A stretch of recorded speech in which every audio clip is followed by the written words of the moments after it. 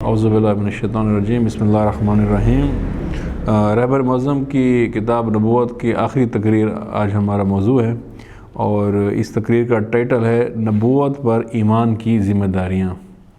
اس سے پہلے نبوت کے مختلف پہلو پر بحث ہوئی ہے، یعنی نبوت کیا ہے، اس کا فلسفہ کیا ہے، پھر بعثت کیا ہوتی ہے اور کس طرح ہوتی ہے، پھر معاشرے میں کس طریقے سے انبیاء انقلاب برپا کرتے ہیں، ان کے اہداف کیا ہوتے ہیں، ان کی تحریکی روش کیا ہوتی ہے، اور پھر یہ کہ کیا کیا مخالفتیں آتی ہیں، کون سے مخالفین آتے ہیں، ان کا شعار کیا ہوتا ہے، پھر اس تحریکوں کا انجام کیا ہوتا ہے۔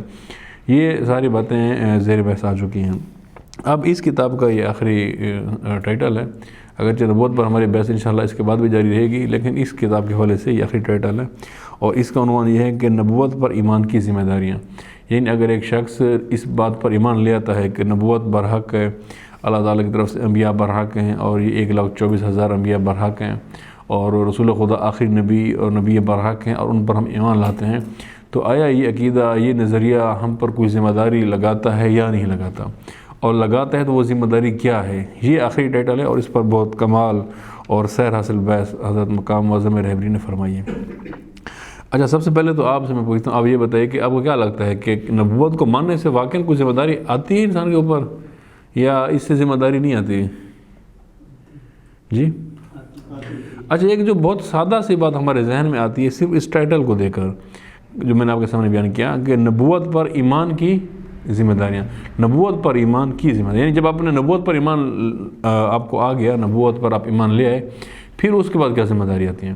تو یہیں سے جو بہت سادہ بات صرف اس ٹائٹل کو دیکھ کر ہی ہمارے سامنے واضح ہو جاتی ہے، وہ یہ ہے کہ یہ جو ہمارے بنیادی عقائد ہیں، توحید ہے، نبوت ہے، امامت ہے، آخرت ہے اور عدالت ہے، اسی طرح دیگر عقائد، یہ محض ذہنی تفکر کا نام نہیں ہے، یہ محض ایک ذہنی نظریے کا نام نہیں ہے۔ یہ بات یہیں سے واضح ہو جاتی ہے، جبکہ عام طور پر بچپن سے ہم عقائد کے بارے میں کیا سوچتے ہیں کہ عقائد کیا ہیں؟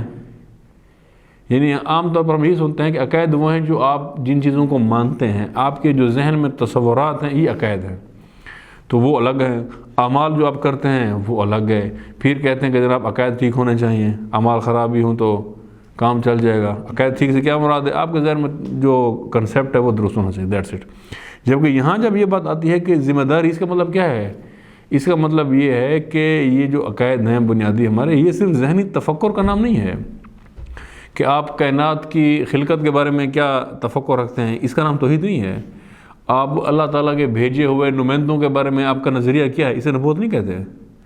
یہ تو آپ کہیں کہ نبوت کا یا توحید کے عقیدے کا ایک چیپٹر ہے، اور بنیادی چیپٹر ہوتا ہے کہ آپ کا نقطہ نظر ان کے بارے میں کیا ہے، لیکن یہ عقیدہ یہ ختم نہیں ہو جاتا نبوت رسالت۔ جبکہ عام طور پر جو تعلیم ہم حاصل کرتے ہیں اس میں کیا ہوتا ہے، یہی کہ ہم نے صرف چند چیزیں ذہن میں رکھ لینی ہیں۔ تو اسی تفکر کی تردید حضرت مقام معظم رہبری فرما رہے ہیں، جو کہ ٹائٹل سے ہی واضح ہے کہ نبوت پر ایمان کی ذمہ داریاں۔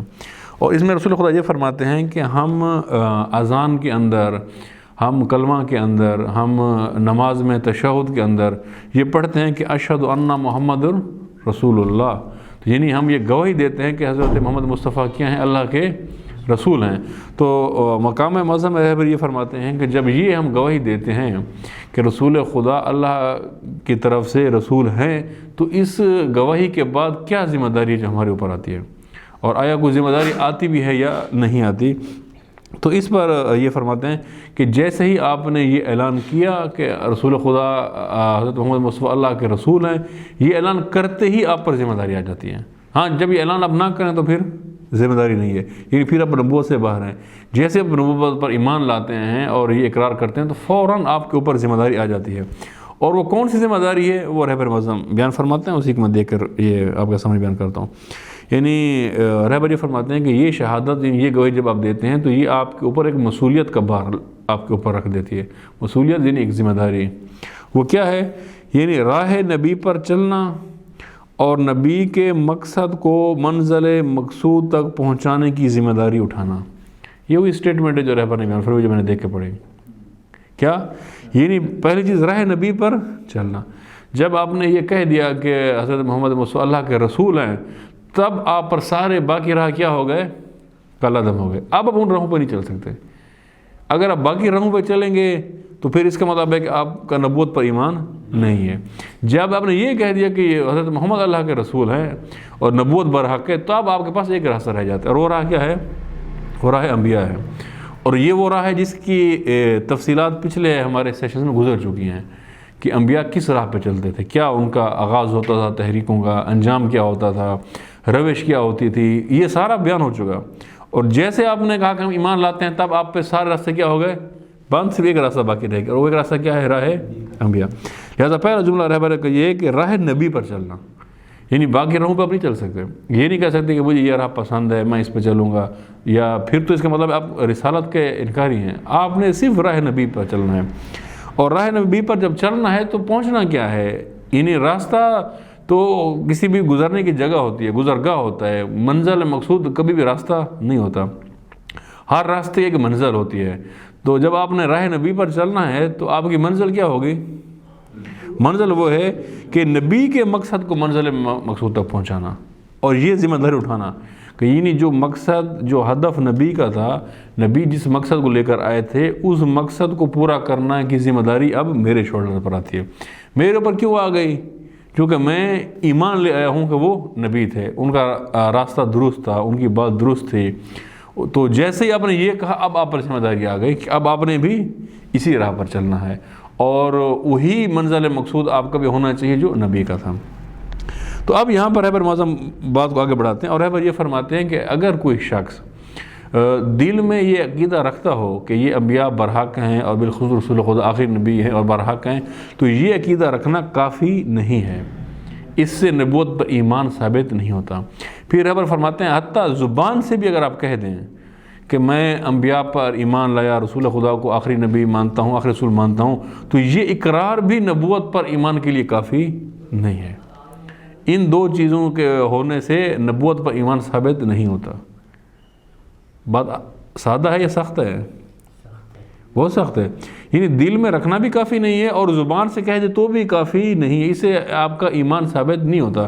رہبر فرماتے ہیں کہ یہ آپ کا ایمان اسی وقت ثابت ہوگا جب آپ اس ذمہ داری کو اٹھائیں گے، جو ذمہ داری جس ہدف اور مقصد کے لیے انبیاء آئے تھے، اس ذمہ داری کو اٹھائیں گے، وہ مسئولیت اپنے دوش پر لیں گے، راہ نبی پر چلیں گے، اور راہ نبی پر چلتے ہوئے اس منزل مقصود تک پہنچنے کی ذمہ داری لے کر آگے بڑھیں گے۔ جب تک یہ کام نہیں کریں گے، نبوت پر آپ کا ایمان کافی نہیں، اور آپ مومن نہیں ہیں۔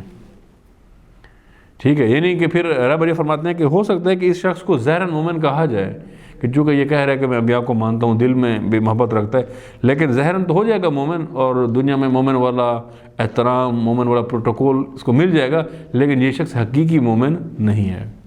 حقیقی مومن کب بنے گا؟ چونکہ جب ایمان لایا ہے تو یہ ذمہ داری آ گئی ہے۔ جب یہ ذمہ داری اٹھائے گا اپنے دوش پر اور نبی کے راہ پر سفر شروع کر دے گا، اس منزل مقصود کی طرف بڑھے گا جو نبی کا منزل مقصود تھا، تب نبوت پر ایمان مکمل ہوگا، تب یہ عقیدے پر اس شخص کا ایمان آ جائے گا۔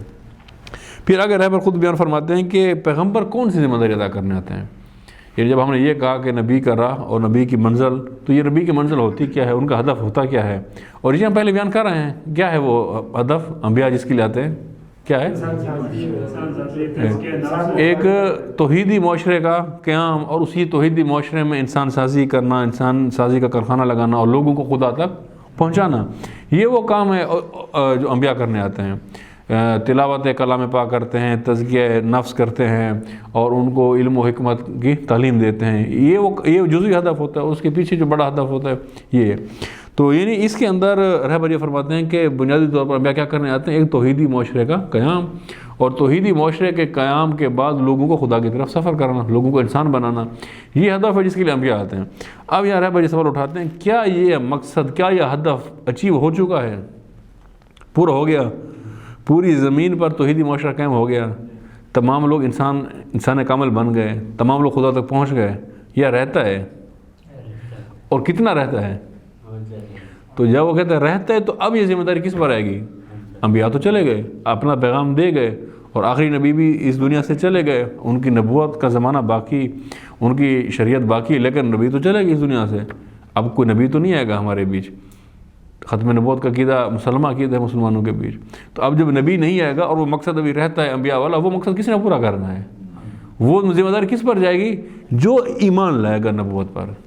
ہاں جو ایمان نہیں لاتا اس پہ یہ ذمہ داری نہیں ہے. خدا اسے پوچھے گا بھی نہیں کہ بتاؤ تم نے یہ کام کیوں نہیں کیا، کیونکہ وہ نبوت پر ایمان ہی نہیں لایا.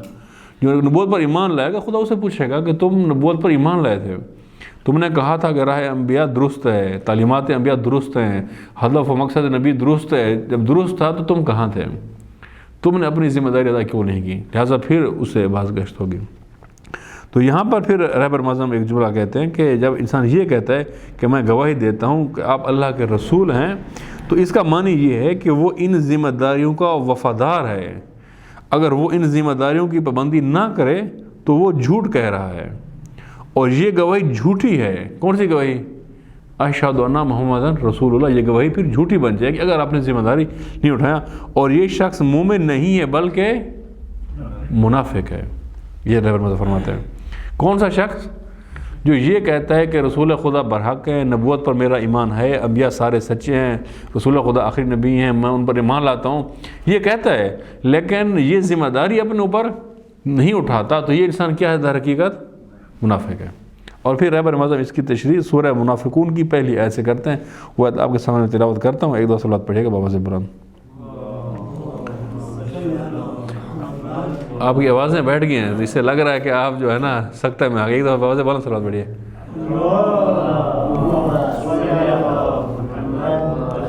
اچھا یہ اپنا سورہ منافقون کی پہلی آیت ہے، بسم اللہ الرحمن الرحیم، کہ جس میں اللہ تعالیٰ رسول خدا سے مخاطب ہے اور رسول خدا سے یہ فرما رہا ہے اذا جاءک المنافقون، کہ جس وقت آپ کے پاس منافقین آتے ہیں، قالوا، اور وہ یہ کہتے ہیں، نشہد انک لرسول اللہ، کہ ہم گواہی دیتے ہیں کہ آپ اللہ کے رسول ہیں. کون کہتے ہیں؟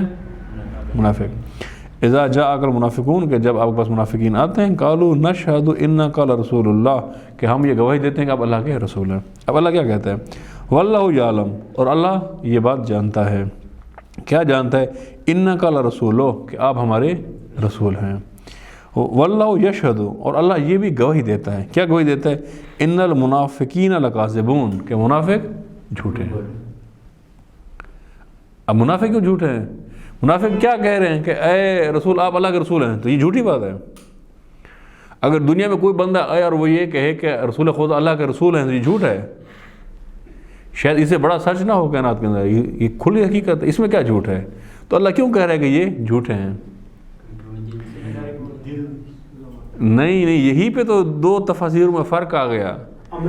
اب یہاں اس آیت کی جو تفسیر ہے، جو مفسرین نے کی ہے وہ اور ہے، جو رہبر معظم نے تشریح کی ہے وہ اور ہے.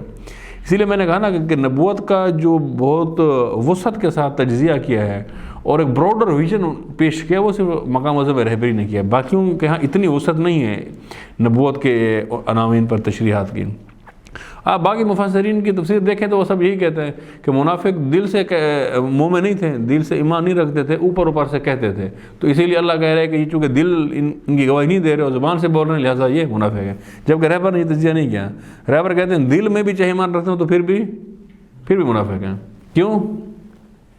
کیونکہ جب یہ کہہ رہے ہیں کہ آپ رسول ہیں تو پھر اس کے بعد ذمہ داری کو نہیں اٹھاتے، وہ کام نہیں کرتے، اس میں شامل حال نہیں ہوتے ہیں، اس جد و جہد کے اندر شامل نہیں ہوتے ہیں، اپنے آپ کو آرام سکون آسائش میں رکھتے ہیں، اپنے آپ کو بڑا عقل مند سمجھتے ہیں. اور ایسے لوگ ہوتے ہیں، آپ دیکھتے ہیں کہ جی کہتے ہیں جناب ماشاءاللہ آپ ٹھیک کر رہے ہیں، اچھا کر رہے ہیں، ہاں ہماری حمایت آپ کے ساتھ ہے، لیکن ہم کہاں ہیں؟ ہم اپنی دنیا میں.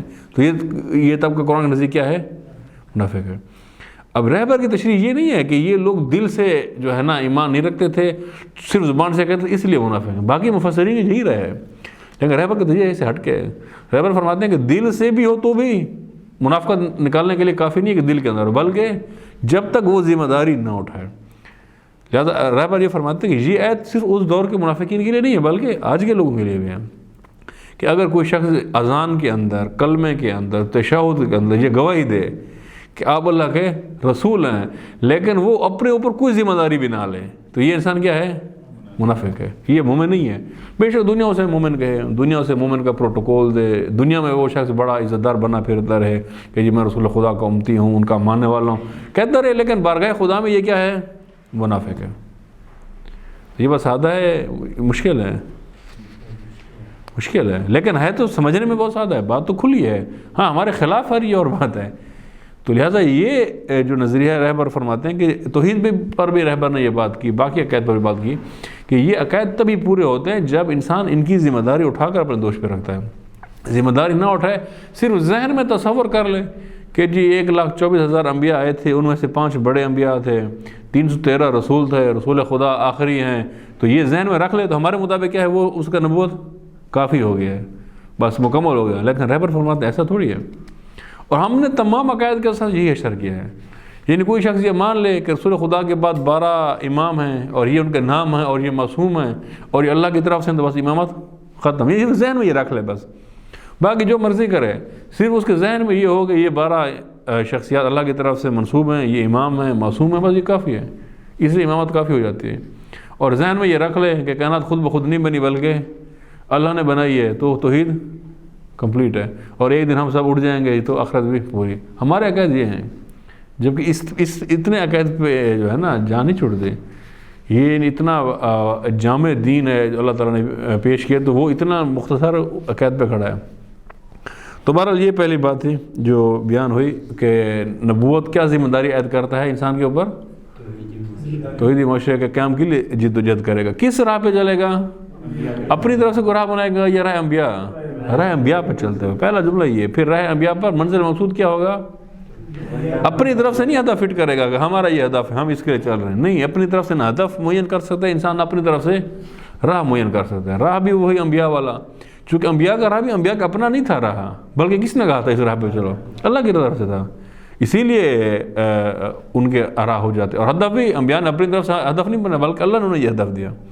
اور اب انبیاء کا زمانہ ختم تو کیا ہوگا؟ ان کے ماننے والوں پر یہ ذمہ داری عائد ہوگی اور وہ اس ذمہ داری کو ادا کریں گے۔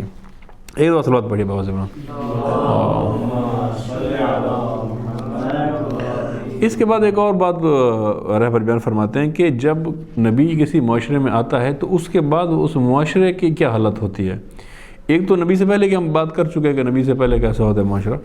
اب یہاں رہبر یہ بیان فرما رہے ہیں کہ جب نبی آ جاتا ہے تو پھر ایک نئی صف بندی ہوتی ہے معاشرے میں، نیا ایک نظم اس معاشرے کے اندر آتا ہے۔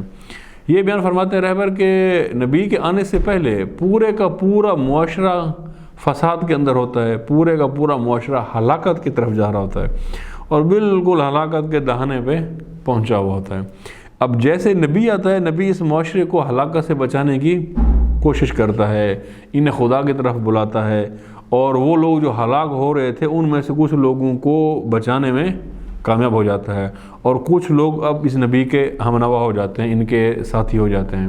اب یہاں پر یہ معاشرہ 2 گروہوں میں تقسیم ہو جاتا ہے۔ پہلے یہ معاشرہ کتنے گروہ میں تھا؟ یہ بات بہت سمجھنے والی ہے۔ پہلے وہ معاشرے میں کتنے گروہ تھے؟ ایک گروہ تھا، اس کی جہت کیا تھے؟ فساد، شرک، گمراہی، ہلاکت۔ اب نبی آتا ہے تو کتنے گروہ ہو جاتے ہیں؟ 2۔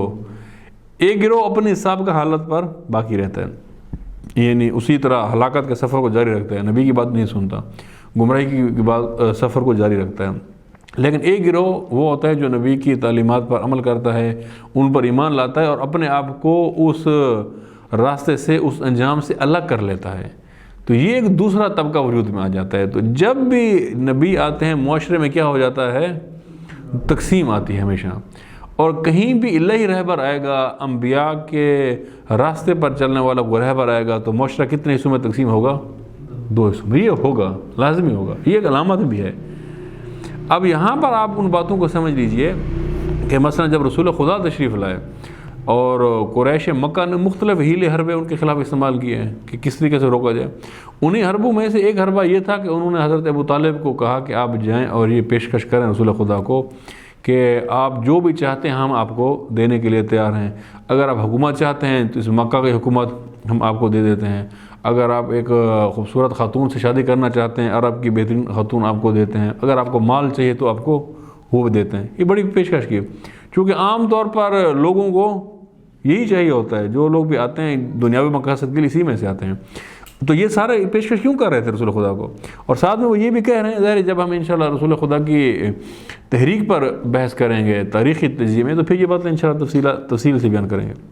تو وہ اس کی دلیل یہ دیتے ہیں قریش مکہ حضرت ابو طالب کو کہ یہ جو نئی بات لے کر آئے ہیں اس سے ہمارے درمیان تفرقہ پیدا ہو گیا ہے، اب ہماری وحدت ٹوٹ گئی ہے، اب ہمارے اندر گروہ بن گئے ہیں، اب اس سے ہم مکہ والوں کی وہ طاقت نہیں رہے گی جو پہلے والی تھی۔ پہلے ہمارے سارے عرب پر ایک دھاک بیٹھی ہوئی تھی، ہم ایک گروہ تھے، بت پرستی پہ جمع تھے سارے، تو اب یہ آیا ہے نیا پیغام لے کر آئے ہیں، تو اب کئی لوگ ان کی بات مان رہے ہیں، کوئی لوگ ہماری مان رہے ہیں، ہمارے درمیان پھوٹ پڑ گئے، گروہ بن گئے، اسے ہم کمزور ہو جائیں گے۔ انہیں کہ یہ کام نہ کریں، یہ نئی باتیں نہ کریں، یہ نظریہ نہ دیں تاکہ ہمارے درمیان تقسیم نہ ہو، ہاں اس کے بدلے جو چاہتے ہیں ہم ان کو دیتے ہیں۔ اب جب وہ یہ کہہ رہے تھے کہ تفرقہ آ گیا ہے، تو تفرقہ آیا تھا یا نہیں آیا تھا؟ آیا تھا اور آئے گا۔ جب بھی الہی رہبر کسی معاشرے میں آئے گا تو معاشرہ دو حصوں میں تقسیم ہوگا۔ اچھا، یہی کام جس وقت امام حسین نے یزید کے خلاف قیام کیا تو امام حسین کے بارے میں کیا کہا گیا کہ امام حسین نے کیا کر دیا ہے؟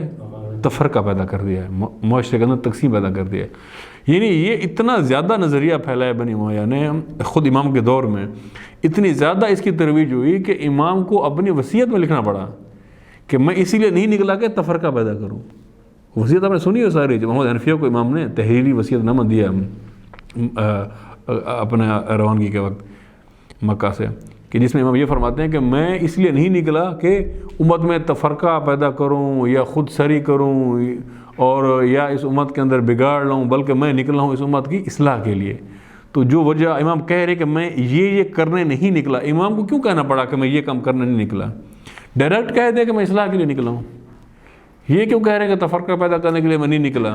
یہ کیوں کہہ رہے ہیں کہ میں خود سری کے لیے یا اپنی کسی طاقت کے لیے، اپنی نمائش کے لیے نہیں نکلا؟ یہ باتیں کیوں کر رہے ہیں؟ ڈائریکٹ کہیں اصلاح کے لیے نکلا ہوں۔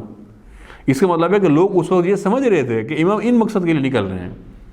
عوامی ذہن میں یہی تھا کہ امام یہ کرنے چاہ رہے ہیں، اس لیے امام نے پہلے یہ کہا کہ یہ جو تم سمجھ رہے ہو کہ میں یہ کام کرنے نکلا ہوں، یہ کرنے نہیں نکلا، یہ میرا مقصد نہیں ہے، ہاں نکلا ہوں اس مقصد کے لیے۔ اب بات سمجھے ہیں؟ تو لیکن تفرقہ پڑا یا نہیں پڑا؟ پڑا۔ فرق کیا تھا؟ فرق یہ تھا کہ امام حسین کے قیام سے پہلے پوری امت متفق تھی کس پر؟ یزیدیت پر، یزید کو مانے ہوئے تھے۔ جیسے امام نے قیام کیا اس کے خلاف لا کا اب دو گروہ ہو گئے، اگرچہ ایک دوسرا گروہ قلت میں تھا لیکن ہو گئے دو گروہ۔ ایک نے کہا نہیں یزید ٹھیک ہے وہی اولی الامر، ایک نے کہا نہیں امام حسین کے ساتھ ہیں، بس دو گروہ بن گئے۔ اور یہ اندر رہے گا کسی بھی زمانے میں، جب بھی انبیاء آئیں گے، یہ انبیاء کا کوئی ماننے والا آئے گا اور وہ معاشرہ گمراہی میں ہوگا، تو جب بھی ہدایت کا پیغام آئے گا وہ دو حصوں میں تقسیم ہوگا۔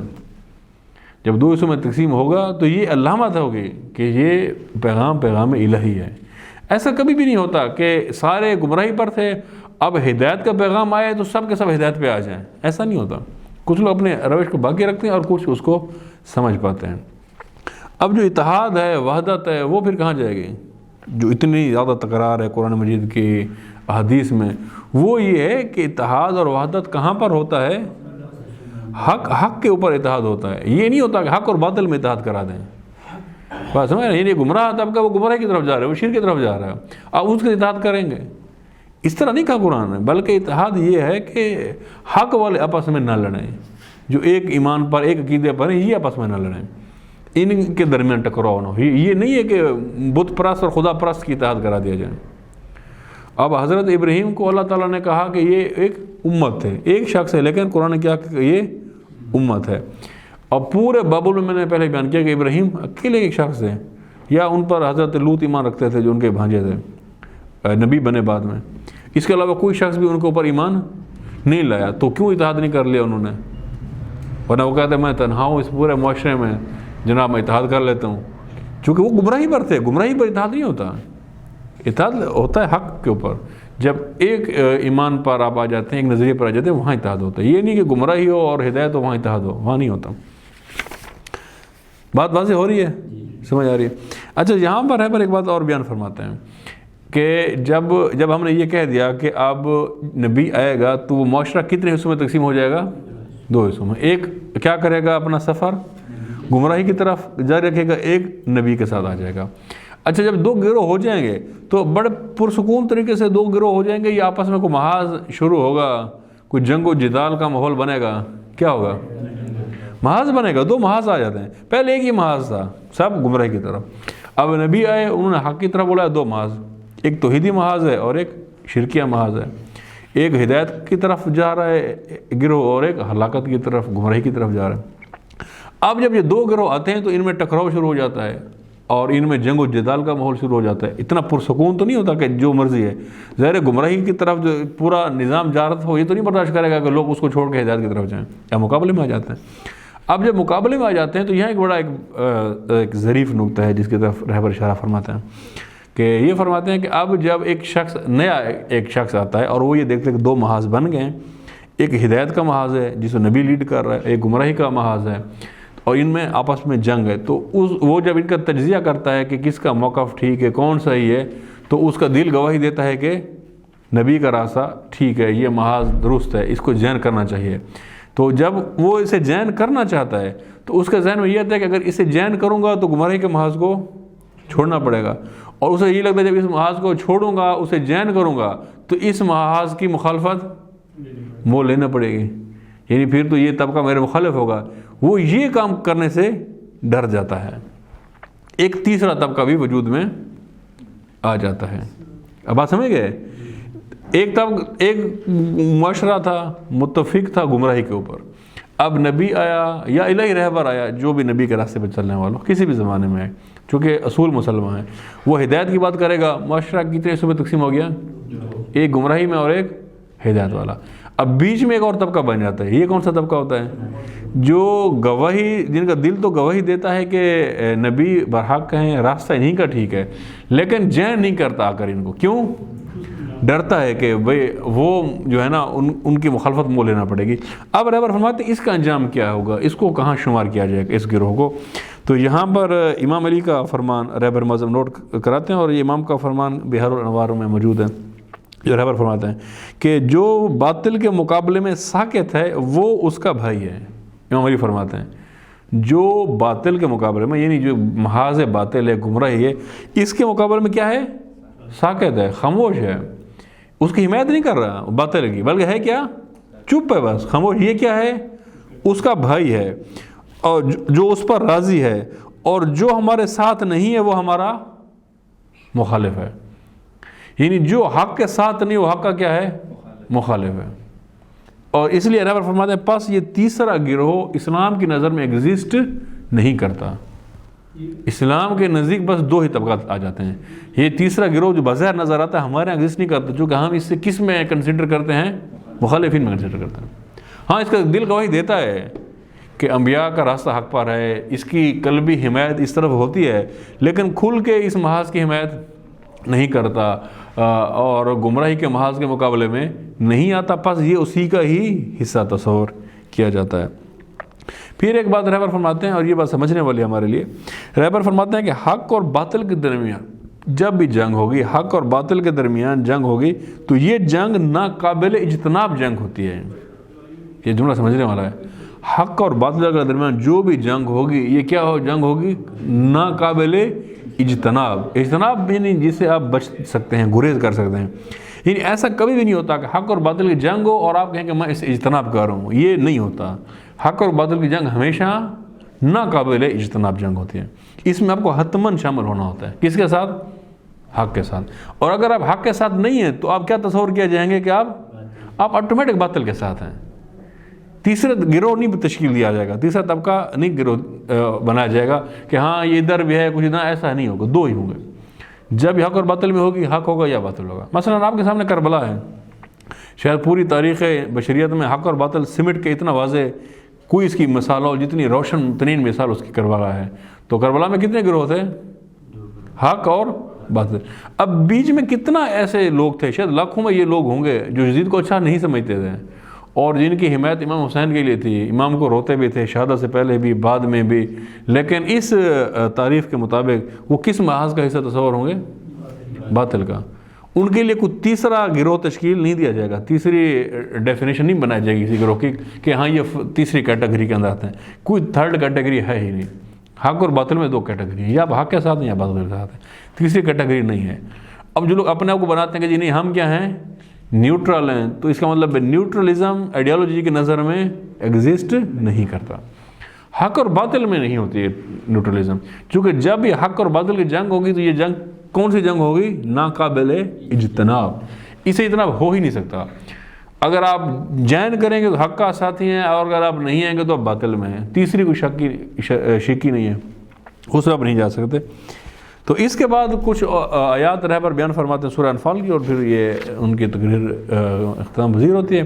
وہ آیات میں آپ کے سامنے بیان کرتا ہوں۔ اب تک جو بیان کیا یہ آپ کے سامنے واضح ہوگا، واضح ہے کہ کیا اسلام کا موقف ہے، اور ظاہر ہے کہ یہ تجزیہ بھی قرآن مجید سے تجزیہ ہے، تجزیہ بھی کسی عام خطیب کا نہیں ہے بلکہ مقام معظم رہبری کا ہے، جو نظریے میں بھی بہت گہری رکھتے ہیں اور خود ایک امامت اور ولایت کی تحریک کو جو ہے وہ کم و بیش 33 سالوں سے چلا رہے ہیں۔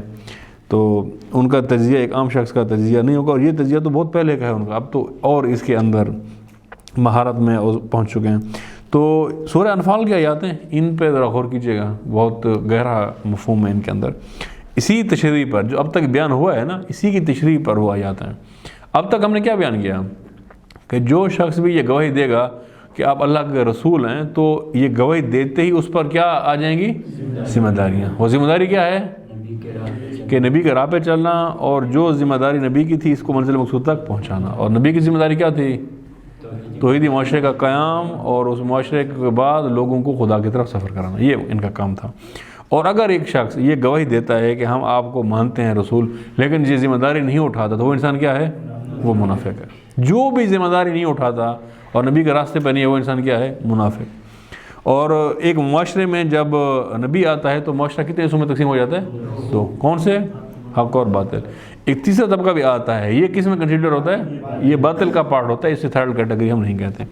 اب اسی کی وضاحت رہبر اور بیان فرماتے ہیں، اور بہت واضح آیات ہیں اور بہت سخت آیات ہیں ہمارے لیے، ہم انہیں اس تناظر میں دیکھتے نہیں ہیں، ورنہ آیات پڑھی ہوئی ہیں۔ ذرا سورہ انفال تو سلیبس کا حصہ ہے 9th کلاس میں، آپ سب نے پڑھا ہوگا۔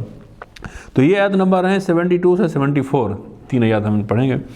اس میں اللہ تعالیٰ یہ فرماتا ہے کہ ان الذین آمنوا، کہ وہ لوگ جو ایمان لائے، جو مومن ہیں، وہاجروا، اور جنہوں نے ہجرت کی۔ اب ہجرت کے کئی معنی ہیں، 3 مراحل ہیں اس کے، یہاں وہ ڈیٹیل بیان کرنا مقصود نہیں۔ یہاں ہجرت سے مراد کیا ہے کہ جو مکہ سے مدینہ تشریف لے اس زمانے کے لیے، آج کے زمانے میں پھر اس کا مصداق اور ہو سکتا ہے۔ ان الذین آمنوا وہاجروا وجاہدوا، اور جنہوں نے جہاد کیا، کس کے ذریعے؟ باموالہم وانفسہم، کہ مال دیا یا اپنے جان کے ذریعے جہاد کیا۔ فی سبیل اللہ، اور جہاد کہاں کیا؟ راہ خدا میں۔ یعنی وہ لوگ جو ایمان لائے، ہجرت کی، اور مال کے ذریعے، جان کے ذریعے جہاد کیا راہ خدا پر، تو یہ کیا ہیں؟ یہ لوگ والذین اووا ونصروا، اور وہ لوگ جنہوں نے ان کو پناہ دی اور ان کی مدد کی، یہ کیا ہیں؟ اولئک بعضهم اولیاء بعض، کہ یہ ایک دوسرے کے کیا ہیں؟ اولیاء ہیں، ولی ہیں۔ ان میں کیا ہے؟ رشتہ ہے ولایت ہے۔ کن کے درمیان؟ جو لوگ، یہ سمجھنے والی بات ہے، جو لوگ پہلے ایمان لائے، پھر ان کے بعد مہاجرت کی، اور پھر جہاد کیا، 3 چیزیں، ایمان، ہجرت اور جہاد، یہ کیا، اور پھر وہ لوگ جنہوں نے ان کو پناہ دی اور ان کی نصرت کی، یہ کیا آپس میں ولی ہیں، ان میں رشتہ ولایت ہے۔ اچھا، اب رہبر یہ فرماتے ہیں کہ یہ وہ گروہ ہے کہ جو ایمان لایا، یعنی جس نے یہ گواہی دے کہ آپ اللہ کے رسول ہیں، اور جہاد اور ہجرت سے کیا مراد ہے؟ یعنی جو رسول کے جد و جہد میں شامل ہو گئے۔ یہ نہیں کہا کہ ایمان لانے کے بعد ہم بیٹھے ہوئے نا، بلکہ شامل ہو گئے، چونکہ رسول خدا جہاد کر رہے تھے، یہ جہاد میں لگ گئے۔ رسول خدا نے ہجرت کی، فرمایا ہجرت کو، انہوں نے ہجرت کی۔ اور جو مدنی تھے پہلے سے، اب ظاہر ان کی طرف ہجرت تھی تو انہوں نے ہجرت نہیں کرنی تھی، انہوں نے نصرت کرنی تھی، انہوں نے نصرت کی، پناہ دی۔ یعنی وہ یہ دونوں طبقات بنیادی طور پر رسول خدا کی تحریک میں شامل ہو گئے، ان کے اس جد و جہد کا پارٹ بن گئے۔ تو ان کو قرآن نے کیا کہا کہ یہ مومن ہیں اور ایک دوسرے کے ولی، ان میں رشتہ ولایت ہے۔ یہ بات واضح ہے۔ اچھا، اب آگے دیکھیں، اب آگے قرآن کیا کہتا ہے؟ والذین آمنوا، اور وہ لوگ جو ایمان لائے، ولم یہاجروا، لیکن ہجرت نہیں کی۔ اب یہ جو ایمان تو لے آئے لیکن ابھی تک رسول خدا کے کاز میں شامل نہیں ہوئے، اس جد و جہد میں عملی طور پر نہیں آیا۔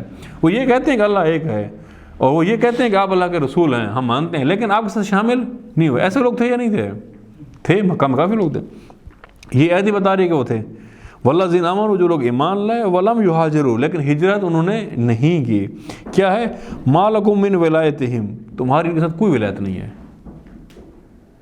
تمہاری ان کے ساتھ کوئی ولایت نہیں ہے، رشتے ولایت میں نہیں۔ ولایت کو تو ہم نے بہت بیان کیا ہے خدا کی توفیق سے، کہ یہاں ولایت سے مراد ولایت عمومی ہے، ولایت مومنین ہے، جو بہت دفعہ بیان کی ہے، شاید ہی کسی اتنی بیان کی ہو جتنی تکرار ہم نے بار بار اس عنوان پر کیا ولایت کی۔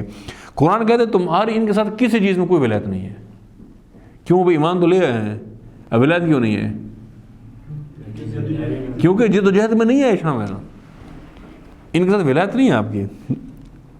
والذین آمنوا، جو ایمان لائے، ولم یہاجروا ما لکم من ولایتہم من شیء، کہ کسی شے میں تمہاری ان کے ساتھ کوئی ولایت نہیں ہے۔ کیوں؟ حتی یہاجروا، جب تک کہ وہ ہجرت نہ کریں۔ ہاں ہجرت کریں گے تو پھر ولایت ہوگی۔ ہجرت کیا ہے؟ یعنی آپ کے ساتھ شامل ہو جائیں اس تحریک میں، وہ بھی آئیں، قربانیاں دیں اور مشکلات اس سفر کی جھیلیں، آپ کے ہم فکر ہوں، ہم رکاب ہوں، آپ کے ساتھ چلیں گے پھر تو بن جائیں گے۔ جب تک یہ کام نہیں کرتے تمہاری ان کے ساتھ کوئی ولایت نہیں ہے، جب کوئی ایمان لا چکے ہیں۔ یہ نہیں کہا لانے کہ جو ایمان نہیں لائے، جو کافر ہیں یا مشرک ہیں، بلکہ جو ایمان نہیں لا چکے ہیں لیکن اس جد و جہد میں شامل نہیں ہے، ان کے ساتھ تمہاری کسی شے میں ولایت نہیں ہے۔ اگلا جملہ اس سے بھی زیادہ سخت ہے، وَإِنْ أَسْتَنْصَرُوكُمْ، اور اگر یہ تم سے مدد مانگیں، فی الدین، یعنی دینی امور میں آپ سے اگر یہ مدد مانگیں تو کیا کرنا؟ فَعَلَيْكُمُ النَّصْرُ، تو ان کی مدد کرنا۔ اچھا پھر لیکن ایک شرط ہے، إِلَىٰ قَوْمٍ بَيْنَكُمْ وَبَيْنَهُمْ مِيثَاقٌ، سوائے اس قوم کے خلاف جس کے ساتھ تمہارا میثاق ہو، امن معاہدہ ہو۔ وَاللَّهُ بِمَا تَعْمَلُونَ بَصِيرٌ، کہ جو تم عمل کر رہے ہو اللہ تعالیٰ اس پر نظر رکھا ہوا ہے۔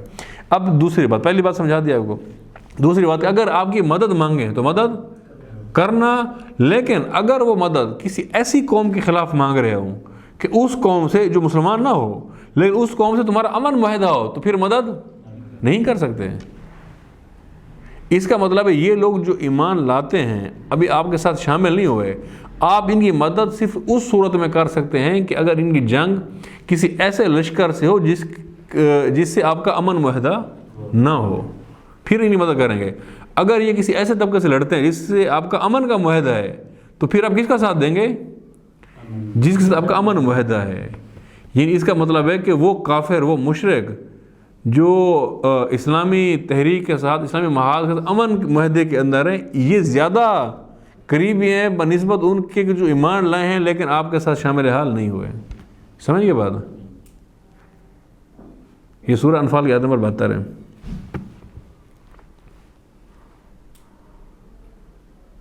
یعنی آپ کے سامنے ایک جنگ ہے، مثلا ایک جگہ مسلمان لڑ رہے ہیں اور مسلمان کافرین سے لڑ رہے ہیں، اور یہ مسلمان وہ ہیں جو مظلوم ہیں، وہاں مستضعف ہیں، لیکن آپ کے ساتھ شامل نہیں ہوئے تھے، ہجرت انہوں نے نہیں کی تھی۔ شامل ہوتے پھر تو آپ کا گروہ ہوتے، پھر تو ان کے ساتھ ولایت تھی۔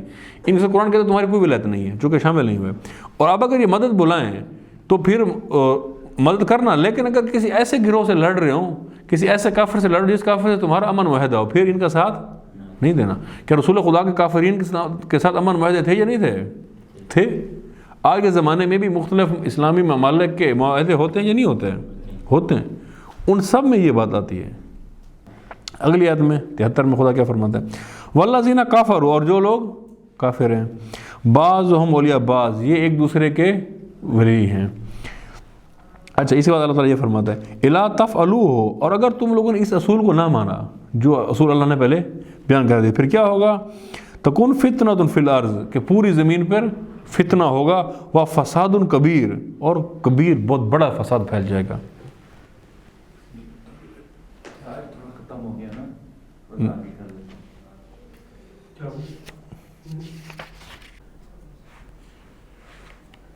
محمد والے محمد صلی اللہ علیہ وسلم، اللہم صلی تو اس کے بعد آیت نمبر 73، اس میں اللہ یہ فرماتا ہے والذین کفروا بعضهم اولیاء بعض، کہ یہ جو کافر ہیں یہ ایک دوسرے کے کیا ہیں؟ ولی ہیں۔ یعنی آپ کے مطابق یہ مختلف کافر ہیں لیکن اسلام کے مقابلے میں محاذ اسلامی یہ سب کیا ہیں؟ سب ایک ہیں، اور یہ ایک دوسرے کے ساتھ ولایت کے اندر ہیں۔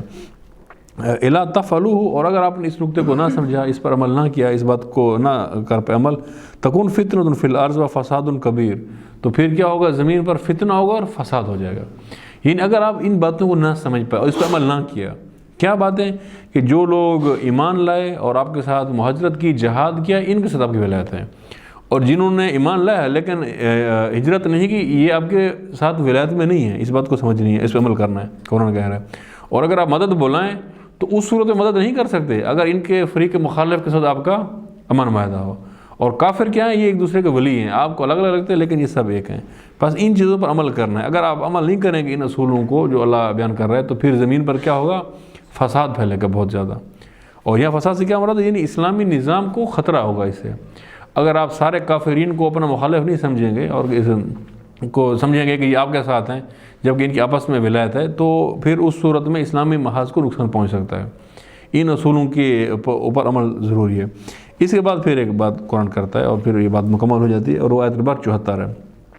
والذین آمنوا، اور وہ لوگ جو ایمان لائے، وہاجروا وجاہدوا فی سبیل اللہ، اور جنہوں نے ہجرت کی اور اللہ کے راہ میں جہاد کیا.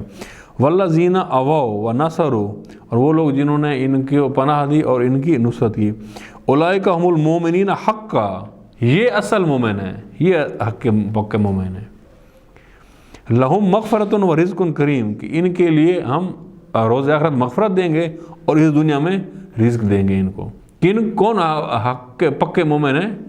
جو ایمان لائے، ہجرت کی اور جہاد کیا، یہ گروہ ہو گیا. اور دوسرا جنہوں نے ان کو پناہ دی اور ان کی نصرت کی، یہ پکے مومن ہیں. اور وہ مومن نہیں ہیں جو ایمان تو لائے لیکن ہجرت نہیں کی، وہ مومن نہیں ہے قرآن کے نزدیک. اب یہ وہی بات آ گئی جو رہبر معظم نے بیان کی تھی یا نہیں ہے، کہ جب بھی آپ یہ کہیں گے کہ ہم ایمان لائے ہیں تو آپ کا ایمان لانا کافی نہیں ہوگا جب تک کہ آپ اس محاذ میں شامل نہیں ہوں گے. اگر آپ شامل ہو جائیں گے، یعنی نبوت پر ایمان کی جو ذمہ داری ہے وہ انجام کر دیں گے تو ہو جائے گی. اس وقت یہ ذمہ داری تھی، جہاد اور ہجرت، اور زمانے میں شاید اور ہو، یہ ذمہ داری انجام دیں گے، اس نبوت کی تحریک میں شامل ہو جائیں گے تو پھر آپ پکے مومن ہیں، حق مومن ہیں. اور اگر آپ کہتے ہیں کہ جی ہم ایمان لائے ہیں، رسول خدا کی نبوت پر گواہی دیتے ہیں، یہ کہتے ہیں آپ، لیکن عملی طور پر وہ مسئولیت نہیں اٹھاتے، وہ ذمہ داریاں نہیں اٹھاتے، خواہ وہ ذمہ داری جہاد ہو، وہ ذمہ داری ہجرت ہو، وہ نصرت ہو، وہ پناہ دینا ہو، یہ ذمہ داریاں نہیں اٹھاتے، پھر آپ پکے مومن نہیں ہیں، پھر آپ کیا ہیں؟ منافق. اس کے بعد رہبر ایک اور آیت بیان کرتے ہیں، سورہ آل عمران کی آیت نمبر 81. لمبی آیت اور مشہور آیت ہے، میں بس اس کو ضمنی بات کر کے اختتام پذیر کرتا ہوں. اس میں یہ فرماتے ہیں رہبر، یہ آل عمران کی آیت نمبر 81 ہے اس کے ذیل میں، کہ اللہ تعالیٰ نے تمام انبیاء سے یہ عہد لیا کہ تمہارے بعد جو نبی آئے گا اور وہ سابقہ آپ کی کتابوں کی تصدیق کرے گا تو تم پر لازم ہے کہ اس پر ایمان لاؤ اور اس کی نصرت کرو. تو اب یہاں یہ رہبر فرماتے ہیں کہ اس کا مطلب ہے کہ جب رسول خدا آئے تو لازم تھا مسیحیوں پر اور یہودیوں پر کہ وہ رسول خدا پر ایمان لائے، اور یہ تعلیمات حضرت موسیٰ اور عیسیٰ کا لازمہ تھا کہ ان کے اوپر ایمان لائیں، مگر وہ بجائے ایمان لانے کے رسول خدا کی مخالفت پر جمع ہو گئے. اور ہمارے مطابق یہ آیت، اس کو رہبر نے تو نبوت کے حد تک بیان کیا، ہمارے یہ آیت اور زیادہ وسعت کے ساتھ جاتی ہے اور مہدویت تک پہنچتی ہے. چونکہ رسول خدا جب آئے تو حضرت موسیٰ آئے نہیں ہے، حضرت عیسیٰ آئے نہیں، باقی انبیاء آئے نہیں ہے، تو وہ جو میثاق تھا وہ کیسے پورا ہوگا؟ وہ تب پورا ہوگا جب امام زمان آئیں گے. امام زمان اپنے طرف سے تو نہیں آئیں گے بلکہ کس کے نمائندے کی حیثیت سے آئیں گے؟ رسول خدا کے نمائندے کی حیثیت سے، رسول خدا کے کام کو پورا کرنے آئیں گے. اور حضرت عیسیٰ کس حیثیت سے آئیں گے؟ تمام انبیاء کی نمائندگی کرتے ہوئے، آدم سے عیسیٰ تک جتنے بھی نبی ہیں ان کی نمائندگی کرتے ہوئے آئیں گے، اور تمام انبیاء کی طرف سے ان کی نیابت میں حضرت امام زمان پر ایمان بھی لائیں گے، ان کی نصرت بھی کریں گے، ان کے پیچھے نماز بھی پڑھیں گے. تو یہ آیت بھی اس طرح اس کا کامل مصداق بن جائے گا. تو بہرحال یہاں پر ہماری جو بحث تھی رہبر معظم کی کتاب پر، نبوت پر، وہ اختتام پذیر ہوتی ہے. امید ہے آپ دوستوں نے اس سے استفادہ کیا ہوگا، پر عنوان ابھی جاری ہے، انشاءاللہ مزید اس بحث کو آگے بڑھائیں گے. تب تک کے لیے خدا حافظ، السلام.